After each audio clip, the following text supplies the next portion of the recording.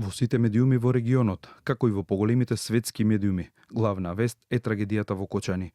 За оваа голема трагедија објавуваат детали и информации сите.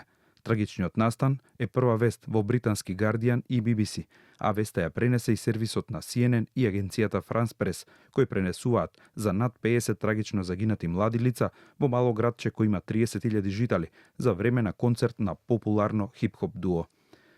Речиси сите лидери од регионот изразија сочувство за трагичниот настан, а дел од нив понудија и помош за Македонија. Лидерот на ГЕРБ, Бојко Борисов, понуди помош за големата трагедија во Кочани.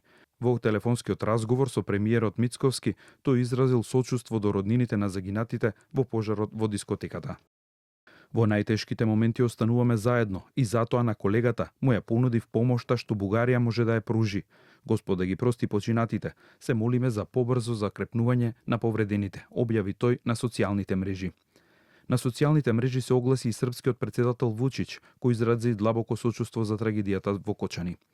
Со голема тага ја примивме веста за страшната трагедија што ја снајде Македонија. Изразувам длабоко сочувство до семејствата на загинатите во пожарот во дискотеката во Кочани, како и солидарност со народот на Македонија во овие тешки моменти. Нашите мисли се со сите оние кои ги загубија своите најблиски и со оние кои се борат за своите животи. Србија е секогаш подготвена да пружи секаква неопходна помош во согласност со своите можности, покрај своите пријатели, објави Вучич на социјалните мрежи. Еврокомесарката за проширување Марта Кос изрази длабока тага поради трагедијата во Кочани и упати сочувството за жртвите. Длабоко натажени од трагичниот пожар во Кочани во Северна Македонија, кој однесе животи на премногу млади луѓе, наведе Кос во објавата на мрежата X. Изразувајќи сочувство за загинатите, Кос наведува дека нејзините мисли се со жртвите, нивните најблиски и целата заедница за време на оваа страшна трагедија.